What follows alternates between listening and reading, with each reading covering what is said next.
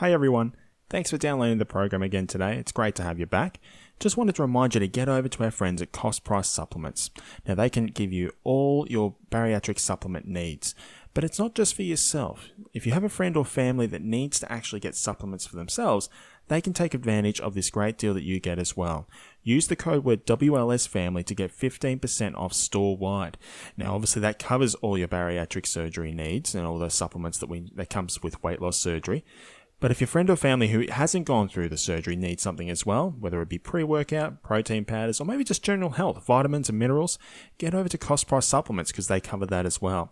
And use the code word WLSFamily. That gives you 15% off store-wide. Now, the only things that doesn't cover is Optifast, samples, books, and Quest bars. But take advantage of that great deal, not only for yourself, but your friends and family as well. Now, let's get to the show.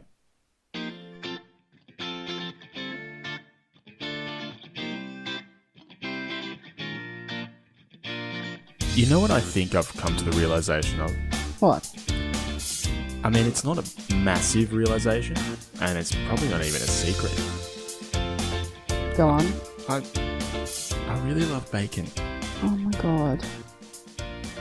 Really? Really? I mean, isn't bacon like the lifeblood? I'm pretty sure we're on air right now. Yeah, I think everyone would agree with me. Wouldn't you agree? Well, you eat eggs. You don't even eat bacon.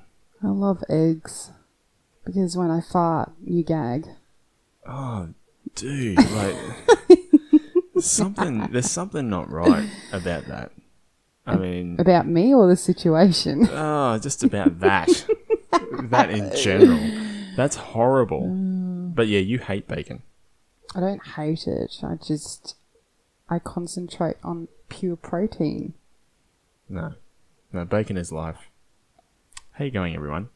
It's episode 8! I know, right? And it's not The Last Jedi.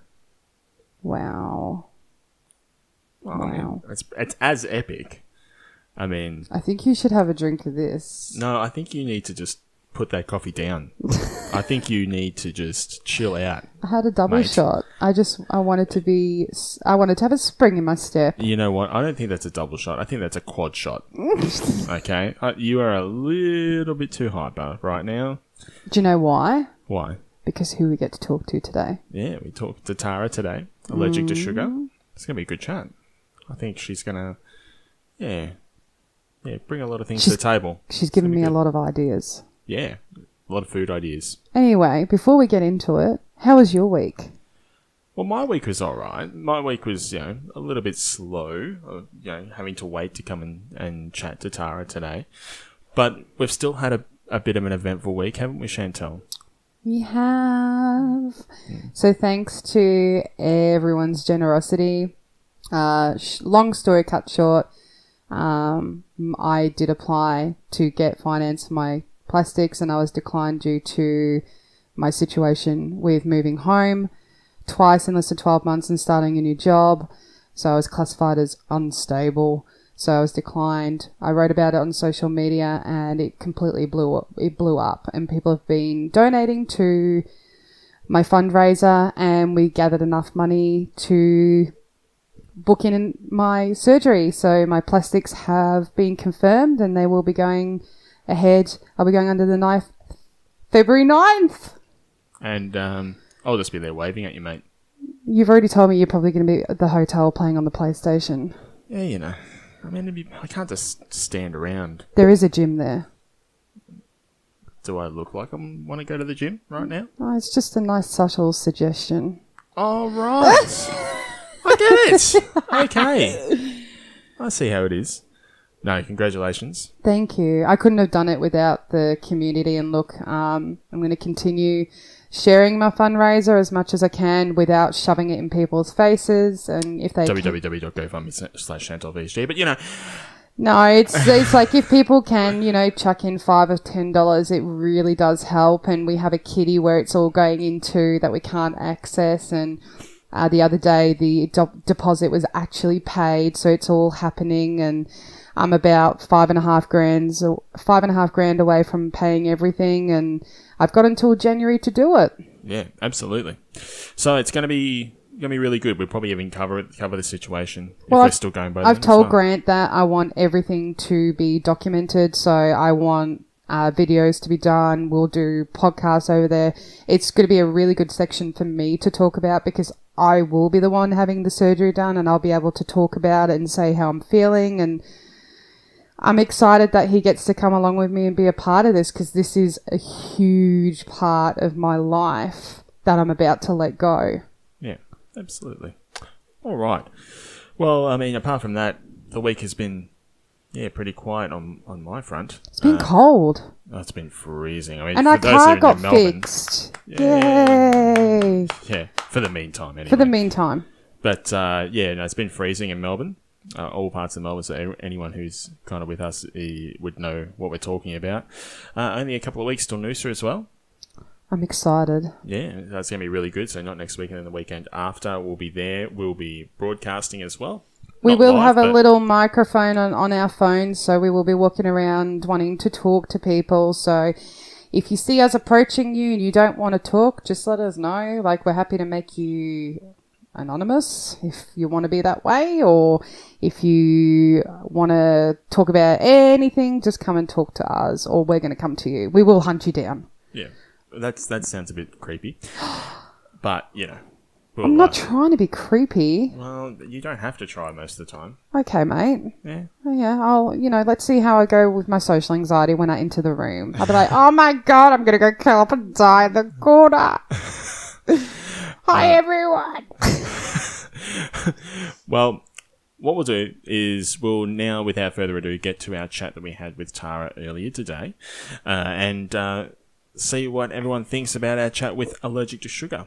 But, without further ado, here's us talking to Tara. So, guys, here we have Tara, who has thankfully and graciously gifted her presence to us today for Joining our interview. us via the magic of Skype. Yes. Yay! From Hamilton Zoo. Oh, basically, yeah. So a little bit about Tara. She is a wonderful, inspiring lady, someone that I have personally looked up to. She loves food, and when I say food, like real food. She loves working out. She does pet photography. She has a new fur baby that I'm really jealous about. She has her own blog, which we'll link, which is allergictosugar.co.nz. She has an amazing cookbook out. We'll talk more about that in detail as well. She is also a very inspiring and encouraging go-getter, so she's always there for people in the community with advice and with her own experiences. She does reside in New Zealand, so across the pond on the North Island in Hamilton. She actually lives at a zoo, like no joke. She has spider monkeys outside. She does a lot of weight training. I love seeing her gym post. I love seeing how real she is. And I found out the other day she's also a qualified diving instructor. Like, this woman is Wonder Woman. Where is her Just shield? about. Tara, is that pretty much covering everything? I mean, have we missed anything? Is there a cape that we haven't seen? No, I think that's pretty good. But hearing, especially you guys summing it up like that, it makes me feel a bit misty-eyed because that's a pretty amazing summary from two people who I look up to as well. So, It's a love fest. thank you for that. So much love right I now. actually want to date me hearing that. What a day yourself. No, I like that. But before we get into it, how are you? How's everything going? Good. It's Sunday morning here. Well, actually, it's Sunday just after lunch. And I'm sitting out on the deck, so we may hear some sounds of the zoo. If it gets too loud, just let me know. Ken and I have been to the gym this morning. We wanted to get up and just do a quick workout and then be able to come home and hang out with the pups. As Chantal said, we've got a new fur baby. So Bogart is 9 weeks old. He's a little French bulldog. And we already have a dog, Nixie Licks. She's 4. She's an American Bulldog Greyhound cross. And seeing as how it's finally stopped raining in New Zealand, we wanted to get home and hang out with them and just give them a chance to run around the garden and eat some grass and, generally be dogs. So it's a good start to the day. I think we're going to request all of our interviewers to be out, or interviewees to be outside. It's actually amazing we can hear all the noises outside, and I think it's really cool. I hope you know okay. that Yeah, like I said, if it gets too noisy, just let me know. And No, I like it. I actually really want to go over there, not for the zoo. I just need to go over there so I can squeeze the baby. Like, Oh my God. He's so pudgy. I saw he was featured on the New Zealand, the stuff with the article, with the interior article, and I was like, oh my God, he's only 9 weeks old and he's already been featured. What is going on? That's so crazy. We got tagged in a post last night that said that somebody saw him on Stuff, which is like a group of newspapers run by Fairfax Media. So they do a whole lot of regional papers as well. And he's in the style section, which is crazy because if anybody has seen the zoo house, it's old and it's a little bit crappy and it's really seriously not stylish, except for this one particular corner that I managed to photograph him in the other day, and he looks pretty boss. No, it did look good. All right, well let's get into it, and let's I suppose talk more about yourself and your journey, and really give the listener. Oh, here we go. We can actually, I mean, for our listeners who actually can't see, we can see on Scott the little puppy. Look at that face. He says, "Hi guys." Oh my God. Well, now we're going to interview him instead. When did your weight loss journey start? Well, I'm only 9 weeks old, so it I hasn't have started. puppy fat. He's got a lot of puppy fat. But as we said to someone the other day, you don't want a skinny baby and you don't want a skinny puppy. So No, just, you don't. make the most of it. And it's actually healthy for him, So yeah, he's all good. He's all good. Oh, good. All right, so we've got a few notes, obviously, about your journey, but I think everyone wants to kind of hear it from your perspective. So tell us a little bit about how your journey to weight loss surgery began, but, really detailing it and how it was different for you rather than, I suppose, like everyone else.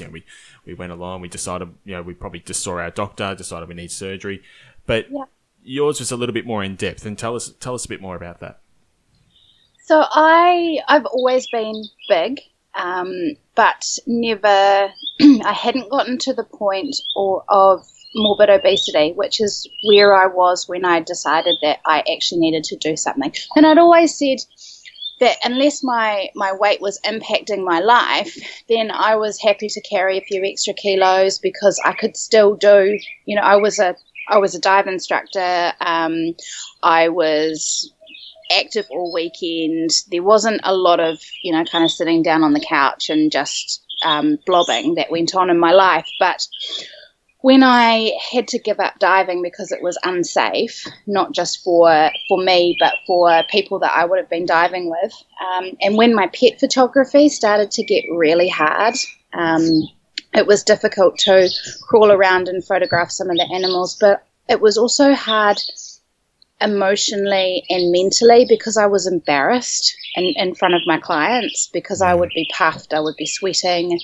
I'd try and look professional, but it's really hard to look professional when your clothes are clinging to you and, you've got sort of mud dribbling down all the and sweat all over your face. And so my weight did start to really affect me. And I had been researching weight loss surgery for a few years as a friend of mine had it. She had a band put in, and so I wanted to understand what she was going through, so I started to do some research.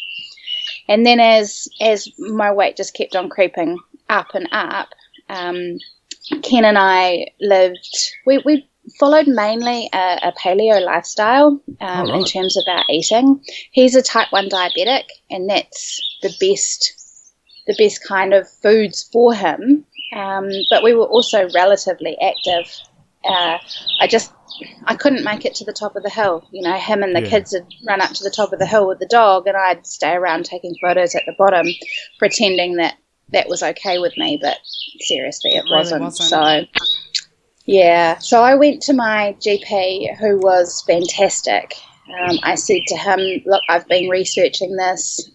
I've tried foods, exercise, but exercise is now really, really difficult, and I'm finding it unmotivating. And they one of the doctors tried to put me on metformin, so I changed doctors.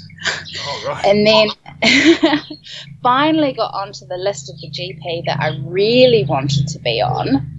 and he said to me, look, your blood pressure is high, it's worrying. Your results show that you are pre-diabetic. However, you've got this amazing mental attitude, and I think you would be the perfect candidate for weight loss surgery. He said the public waiting list is very long, but we will try. And I said to him, I'm in a situation in my life at the moment where I can afford to pay for this myself, leave the public list for somebody who's not in that position. And I would like a recommendation or a referral to a private surgeon, and I gave him David Schroeder's name.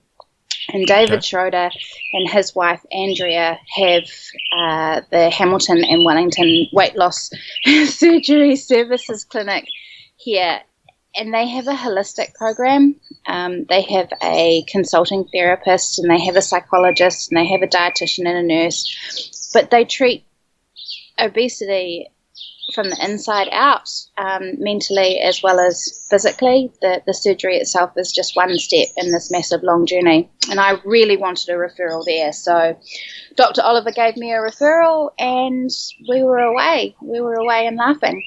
That's one thing that I do like, hearing that it was done as a holistic package. I mean, you hear there are some horror stories out there where, someone will go and approach their GP and say, hey, I need help. And it's like they go to the surgeon, it gets done, and then that's it. They're kind of left in the dark. When there are some people out there, some groups and organisations that take care of you holistically and will take you from pre to post, even, 2 years down the line, they're still checking in with you. How are you going? What's been happening? Have you had anything? Like, I had a call a couple of weeks ago from Monash University asking me how my sleeve's going. Have I had any issues? What's my reflux like now? Like, generally just checking up on me to make sure that everything's okay. But it's kind of sad that there are some people out there that, haven't had that experience. And I wish that these people, although you sometimes have to go with what you're given, is trying to tell your surgeon in that this is what I need, this is what I want. Can you cater for me? Can you give me this package? Yeah, absolutely. Now, I know that you had a bypass. And I know that we've spoken before about this, and I know that you researched it for, 3 to 4 years before you did it. One of your friends did have a band, and I think you were looking at that originally. Yeah. And then, as you said, you spoke to your GP, and then you knew that the way that everything you wanted to go, you wanted a bypass. Now, one thing that I do admire about Tara is our stats are very similar to where we started. Yeah. And this is something I've really connected with because we've been above that 150 mark. I reckon on the day that I got weighed to start everything, if I didn't go to the toilet, I would have been 180, but I wasn't. I was 179.9. Damn that 100 grams. But it's give me that nice round number. I know. But seeing your stats, like you started at 174 when you went for your consult with your team. You were then at 168, so you'd already started to make those changes. Yeah. Pre-surgery, you were 154, and now your current weight is 76. It's absolutely amazing. Like, it blows me away, just absolutely blows me away that there is a surgical assistant that helped me save my life, because I was dying, Stuart, my GP said to me, you'd be lucky to see 55. Wow. And that's scary. That is scary. That's like me getting told I wouldn't make it to 30. It was the scariest thing to hear in my life. I was like, that's only 3 years away. What are they talking about? Yeah, so it's most motivation you can get. You're dying, you need to do something. And the pre-diabetic stuff and the cholesterol, like I was in that pool. It was like you have this sense of denial for so long, and you're just like, nah, I'm okay. Like I always used to go, yeah, I'm 120 kilos. I'm 120, maybe 122. I wasn't. I was in denial for so long until my GP said, this is your weight. You're killing yourself. You're not going to live till 30. You need to do something now. Exactly. And, we say that the number on the scales doesn't matter, and that we shouldn't judge ourselves by what we weigh. But seriously, when it comes to our health, when that number starts creeping up and continually goes up and up, we do need to pay attention to what the scales are telling us, because they're telling us that our life, our health is going in the wrong direction. And I still say today, the number on the scales doesn't matter, but I still do weigh myself every day. It's just a number. It's what it was this morning. It's what it will be tomorrow. It's what it was yesterday. But after 3 or 4 days, if it's going in the wrong direction, or it's moving too fast, then I know that something I'm doing isn't really working for me, or I'm perhaps not paying attention to what I'm eating, or how much I'm moving, or how much I'm drinking, how much water I'm consuming. And so I just need to step back and take a look at that, because my health is my responsibility. I can't put it on anybody else. And the scales that sit in my bathroom are one of the greatest indicators that I have of whether or not I'm looking after myself.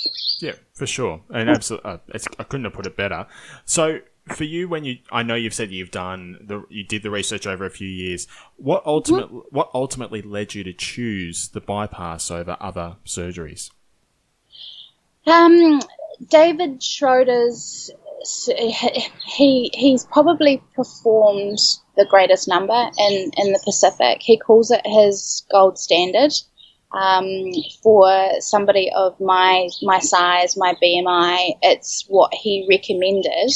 But also, to be completely honest, I was petrified of the sleeve, because the thought of something coming out of my body was just freaky. And I know that sounds really, really silly, but that's probably the biggest thing, was just that the idea of the sleeve freaked me out just a little bit. But he said that the bypass was his gold standard, and that's what he recommended for me, that would have the greatest long-term success.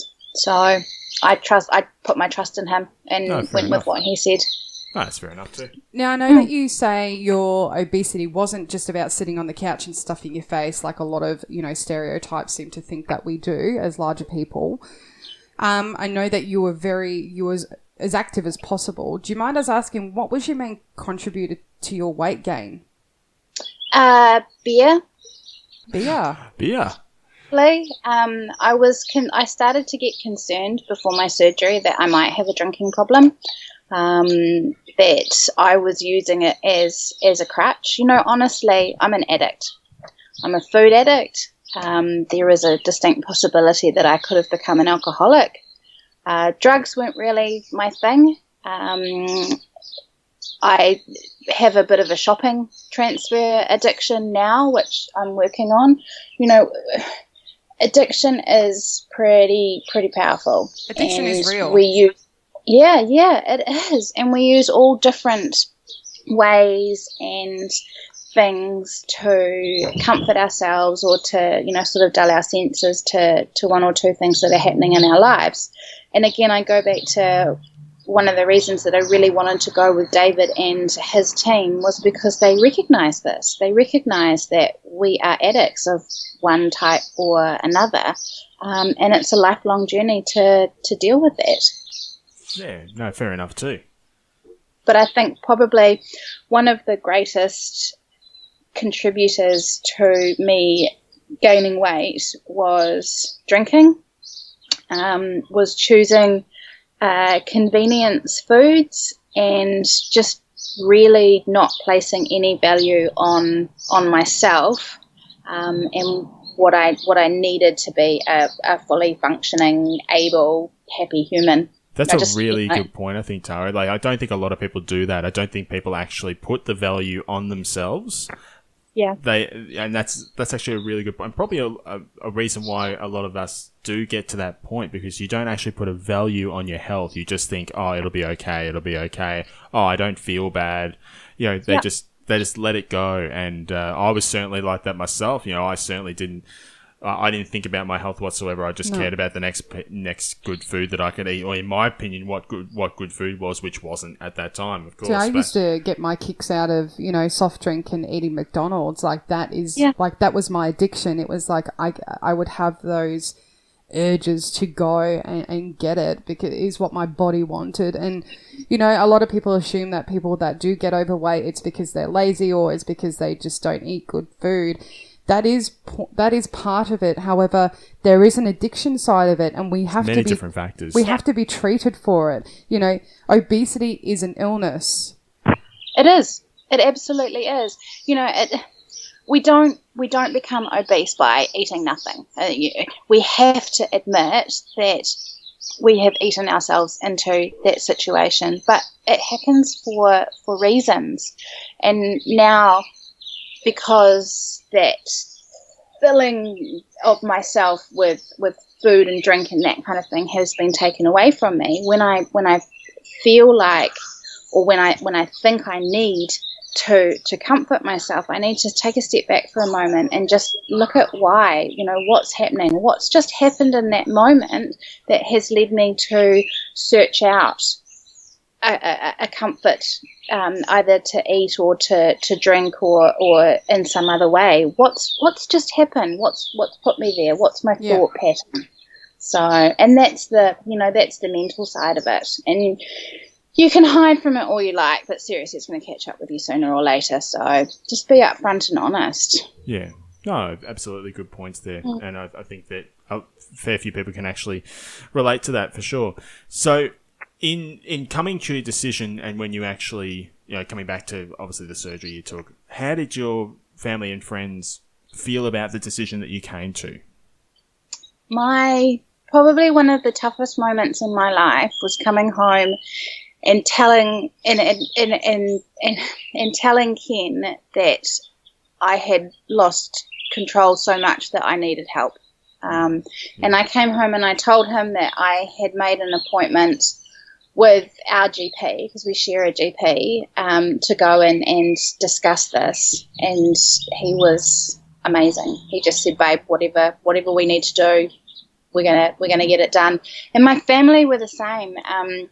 On the day that I had surgery, my mum and dad were in my room. Now, my parents separated, divorced 20-something years ago. So to have my mum and my dad in the same room, that only ever happens at weddings and funerals. So that was a pretty big moment. To be honest, there were a couple of my friends who were very anti. And that really hurt, because I wasn't doing it for the look good reasons. And I didn't think I was going to change as a person, except I just wasn't going to die young. And they came around eventually. But for the most part, I don't actually care what people think.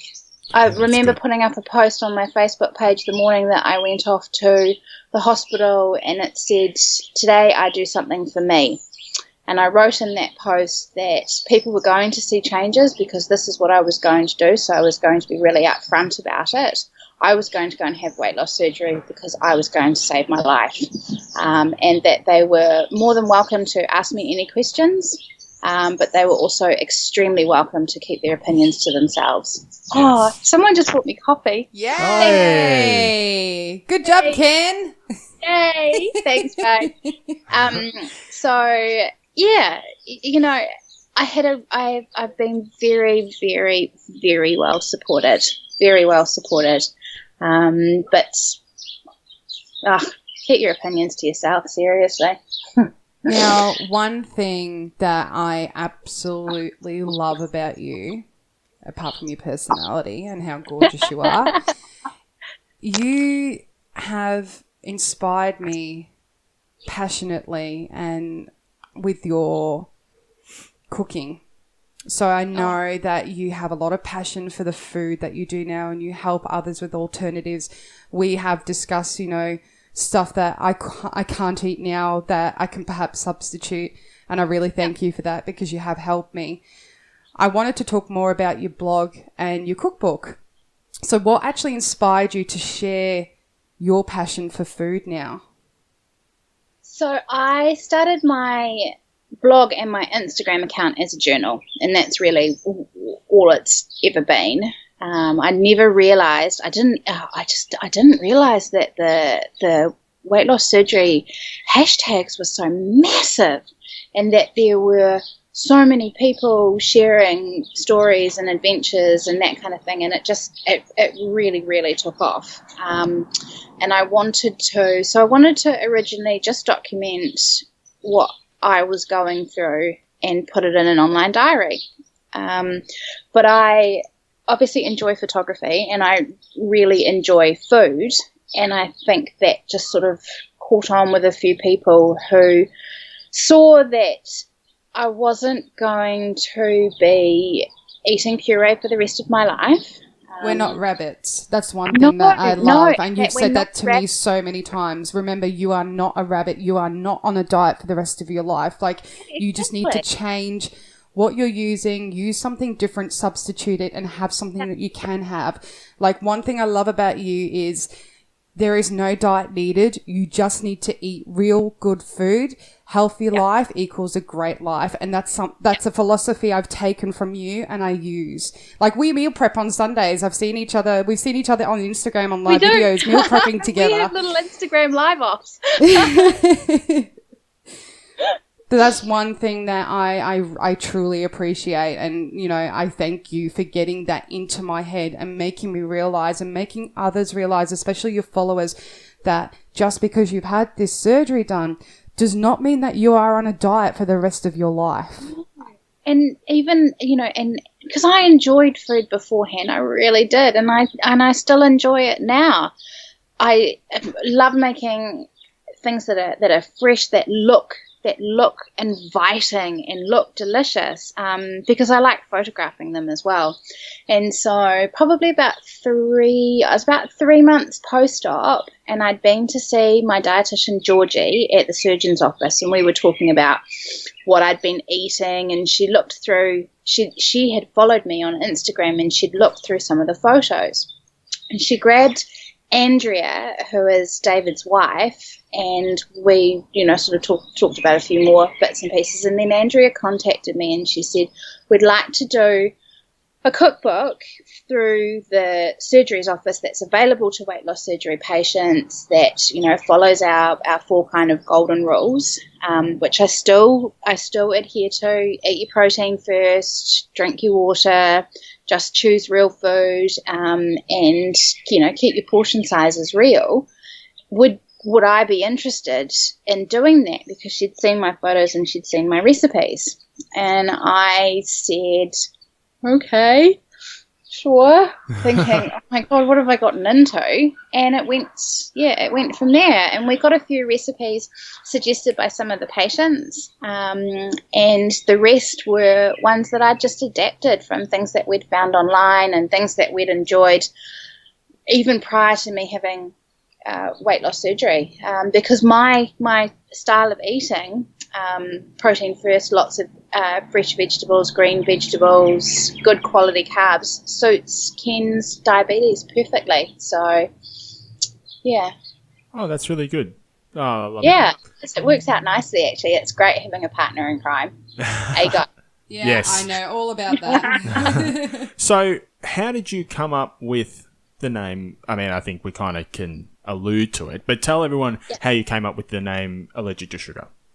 Well, I was actually sitting in Georgie, my dietitian's office at the time, and we were talking about styles of eating and all sorts of other bits and pieces, and she was the one that actually suggested that when I described to people what my new way of life was, that really the only difference for me was that I was now allergic to sugar. And I thought, that's really cool. That's a great name for Instagram, because I didn't really want to use my name. Yeah. I was thinking originally that I would kind of keep it quite quiet, and then I thought, oh no, stuff that. Let's just be honest, because everybody's going to know that I've done something, and, you know, it just saves a whole lot of questions if you put it out there. And in the first couple of weeks when I was private messaged or I had a couple of texts and people just wanted to know more, then I knew that I'd made the right decision in that. But yeah, no, it was actually Georgie, my dietitian. She suggested it, okay, and so it went from there. So I know that with your husband, he does have type 1 diabetes. You have mentioned that, and we have talked about it. How did he deal with the changes in eating? We're not actually married, but I We do know say the he's your pinch husband, fine, no. so I think that's pretty much the same. You have fur babies. Your husband. It's just paperwork. Yeah. It's just paperwork. He's Mr. Allergic to sugar, aren't you, babe? He's standing at the other side of the room with a big grin on his face. Would you say that with this new passion for your lifestyle and cooking and using, alternative foods for fuel, has that enabled you guys to bond more as a couple now?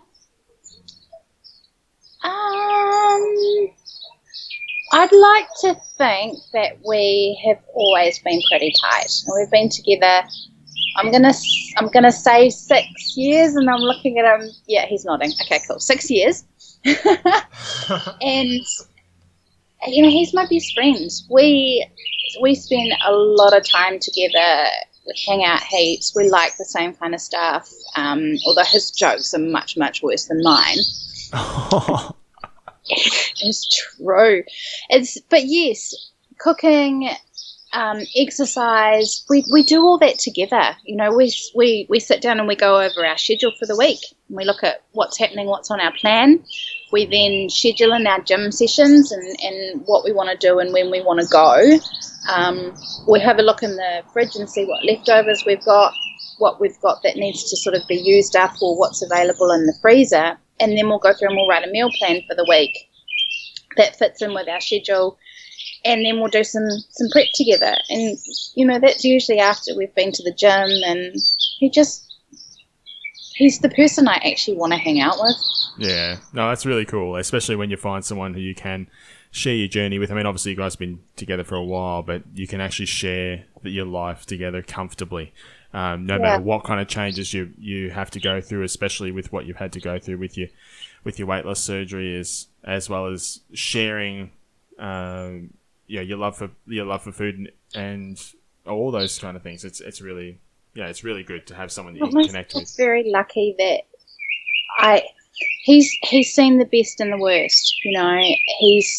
He's seen me writhing around on the bed sweating because I had a cider one night. I thought I'd try a cider, and I dumped so hard. Yeah. It was just, it was hideous. And he's the one that goes and gets me towels, goes and gets me a fan that comes in and checks on me to see what I need.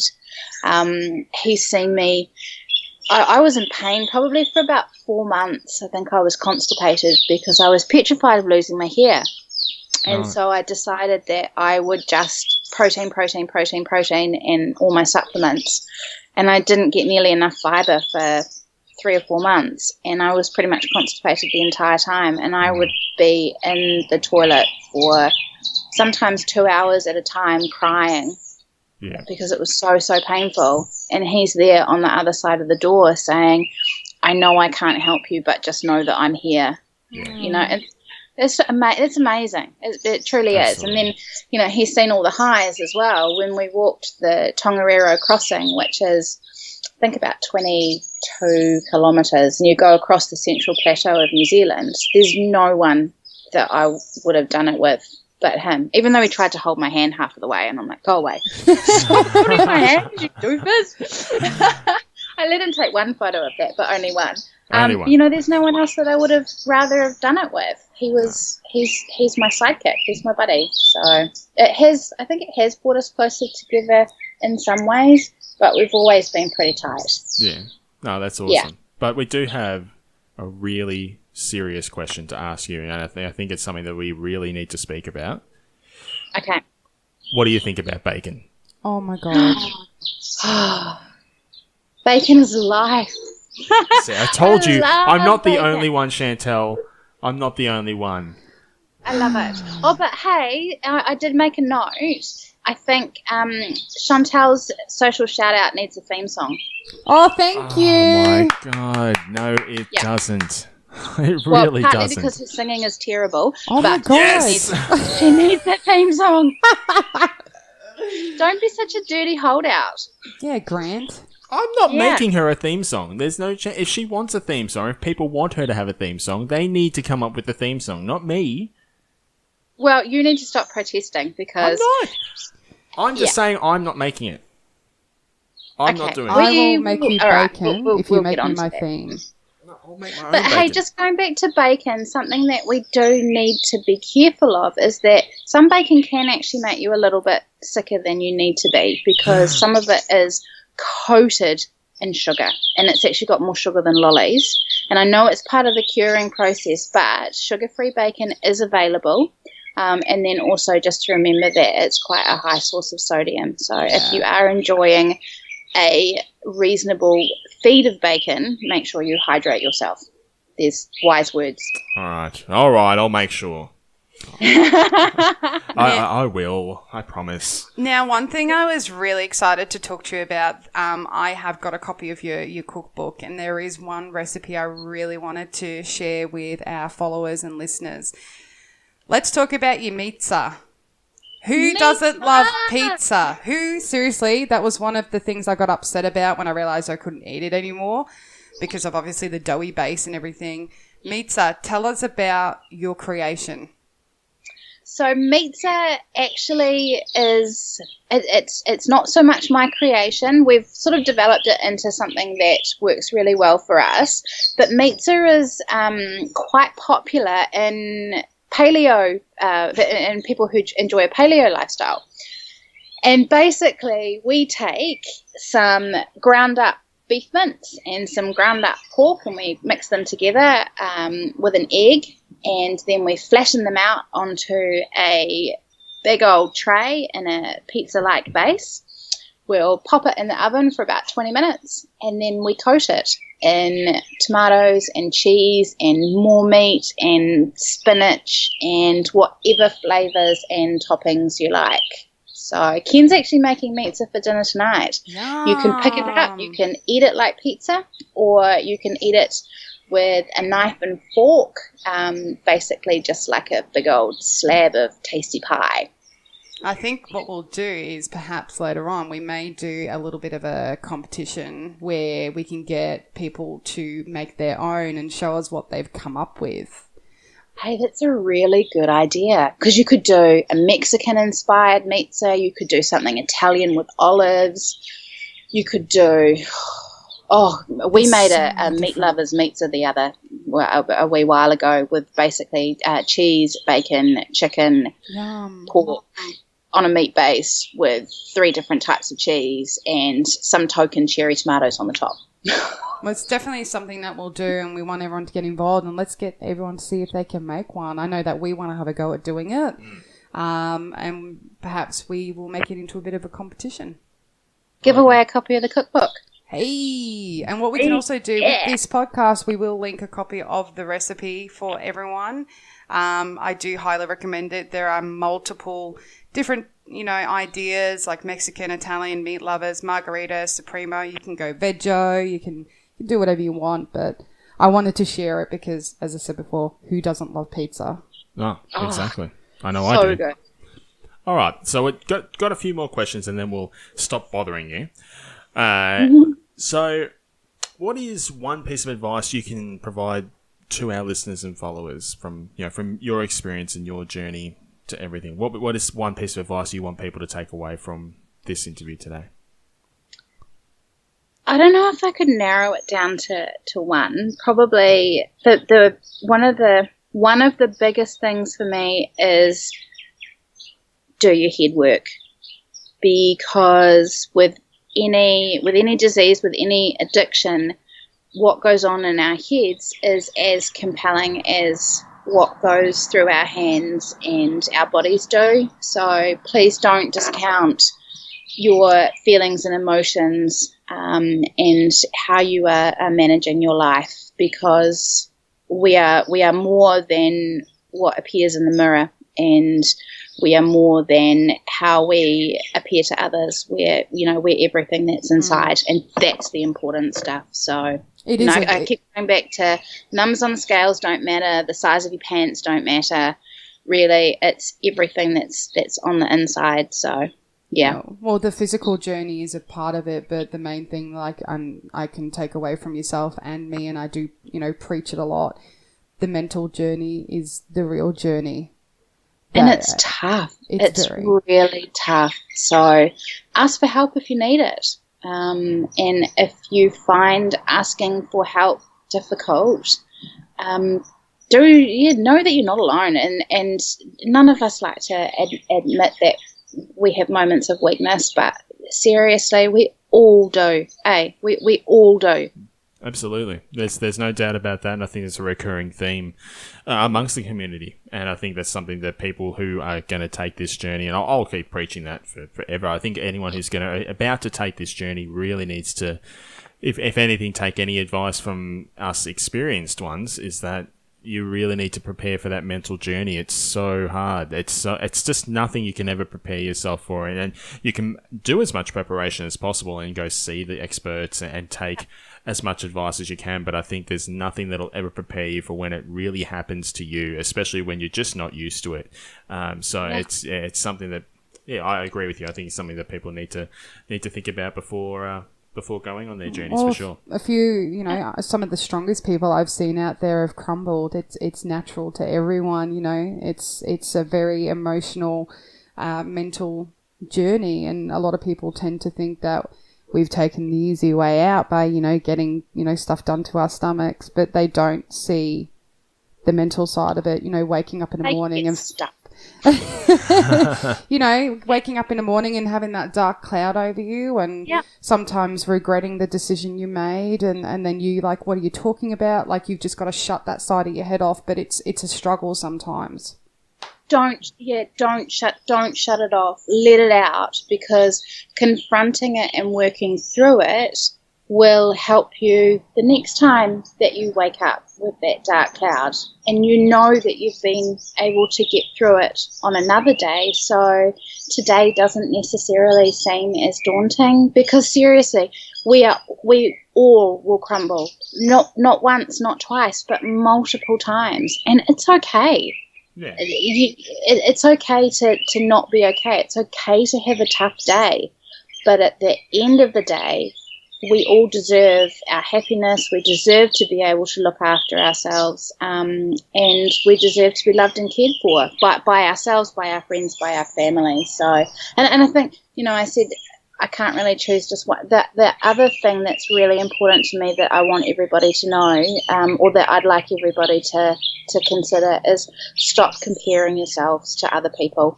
Yes. Because and it's also, only going to make you feel it's not a stink. competition. Like, you're not in a race. Is set up. Yeah, our whole world is set up to make us feel stink about ourselves and then sell us something to fix it. You look at women's magazines, don't get me started, but 10 different ways to feel sexy, but all the advertisements and the articles are actually there to make us feel unsexy and to give us comparisons to people that don't even exist because they're manufactured by an airbrush. And online can be just as bad, but it can happen in person as well. Just be you, because there's only one you. You're absolutely freaking fabulous. And the person who stands next to you is just as fabulous, but in their own way. So stop comparing yourself to others. Is there anything that you, would have wanted to change if you had the chance, or if you had the journey that you think you had to have? Well, I'm 43.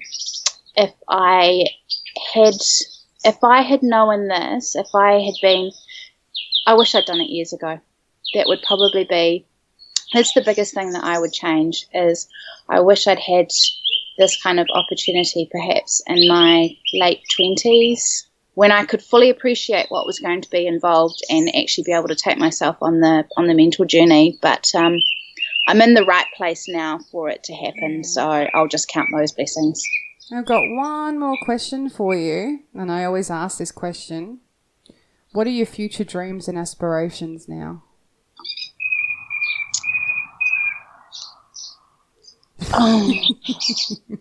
I'm just throwing it because I'm sitting here on my deck. It's a beautiful day. I've got a coffee in my hand. I'm talking to two very inspiring people over the internet about this amazing journey that we've been on. You know, Ken's doing milk. I don't know. How can I top today? What do I want to do? I would like to. I'm going to finish the Couch to 5K app because I said I would. And you're going to do another cookbook. I'm considering doing another cookbook. I would like to invent something to make it summer all the time. That'd be nice. I don't know. It's really hard. I know I should have some goals. I'd like to dive again. Yeah. Maybe you can take me one day. Well, we're coming to Australia. Well, I'm coming to Noosa, so I'll see you guys in Noosa. So when you see her, go up and say, "Hey, Tara." Yeah, come and say hi. Come say hi. But Ken and I are going to Port Douglas in November for my birthday, and we're going to dive the Great Barrier Reef. So nice. That's on our bucket list to do. Yeah, we'll do that one day. Now I can actually, I think once my skin's off, I'll be able to get in a wetsuit and actually look kind of okay to, go diving. But I've never done it before. I bet you look fantastic in a wetsuit right now. Oh, stop it. True, you're gorgeous. And I know you've got some things that you need to work through as well. But, when I met you in Melbourne, I can't see your skin. I just see you, and I think you're fantastic. What you guys are doing with this podcast is amazing. We needed it, and you're the perfect people to put it out there. So thank you. No, thank you. All right. Well, I think that's pretty much comes to the end of our interview, unless there's anything else you want to say, Shan. She knows I love her. I tell her all the time, and I just want to personally thank her for being available for us to to talk to, and food is a huge part of WLS afterwards. The whole, oh my god, I can't have that anymore. Tara does have so many alternatives and ideas, and I really recommend that you go to her blog and go and have a look. It's www.allergictosugar.co.nz. We will link it. There will also we'll draw up this little competition for the Meetup. And again, Tara, thank you so much for being not just a part of the podcast, but being a part of my journey as well. You are definitely someone I look up to, so thank you. You're very welcome. Thank you very much for having me on, guys. I've really enjoyed it, and I'll see you in a couple of weeks. Yes, you will. All right, Tara, thanks very much for joining us. Okay, have a great day, guys. Bye. Bye. That was a really good chat. I really enjoyed chatting with Tara. I mean, I enjoy chatting with everyone, of course, but no, it was really good, really insightful as well, and gave us some things to think about as well. I could sit for hours and just sit and talk. Yeah, I know. With her. She's one of those people where you just engage and you just want to keep talking and talking and talking. Oh, absolutely. But that's pretty much it for the episode. I was getting to it. All right, mate. Dun, dun, dun, dun. Oh my god. You're not... Do you know what time it is? You do not need a theme song. I'm going to make it myself. I'm going to attempt to make it myself. Okay. But anywho, I'm cutting you off because it's time for... Shan's social shout-out. Yeah! Alrighty, so I do normally trawl through Instagram and I try and find people, not only that I know, but people who I find very inspiring, positive, are doing amazing things with their life. This week's social shout out is actually going to Changing Courtney. Now, Changing Courtney is Courtney, obviously. She is in New South Wales.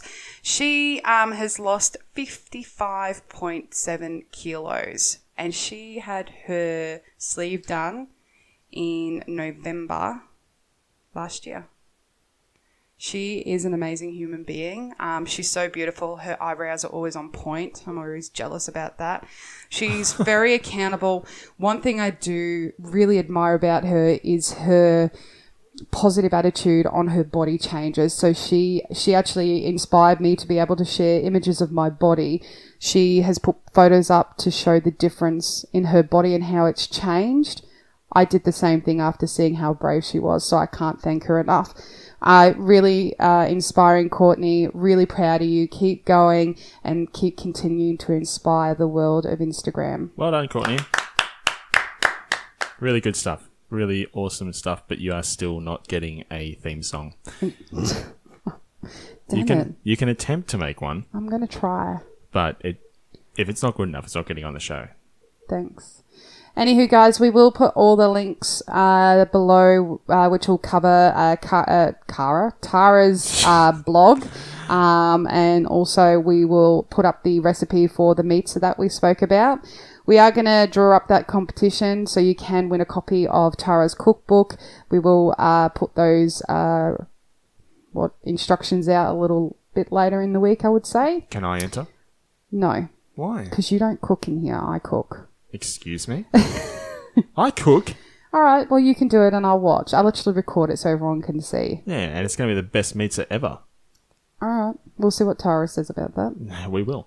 All right, guys. That is it for this week's episode of Changing Our Ways. Thanks again for joining us and downloading the episode. Make sure you get along to all of the channels, Changing Our Ways on Instagram, on Facebook and YouTube. Subscribe and like and do all the things that you can possibly do. Just another reminder, as per usual, that this show is opinion-based. We are not medically trained. None of the people that have appeared on the show are medically trained. It's only purely based on our opinion and our experience with weight loss surgery. If you require medical advice and medically trained advice, please speak to your GP or your specialist. Do not take our show as as the be-all and end-all of what you need to do in terms of your medical journey, so to speak. So everyone is different, as I always say. We're not all the same, so different things of what different people do will actually have different effects for everyone. So please make sure you see your GP and specialist for medically trained advice. But apart from that, I think we're done for this week. Thanks again for joining us, as I've already said. Thank you, Chantel, for joining me this week, even though you live with me. Yeah. And I know you look forward to joining me again on the next episode. Episode 9. What are we going to talk about? I'm not sure. Maybe our followers and listeners should hit us up with a subject. We'll put it on them again this week. Yeah. All right. We'll put something out during the week. What do you want to hear us talk about? We can do. All right, guys. Thanks Have a again. good weekend. Have a good week. This is Changing Our Ways signing off. Bye.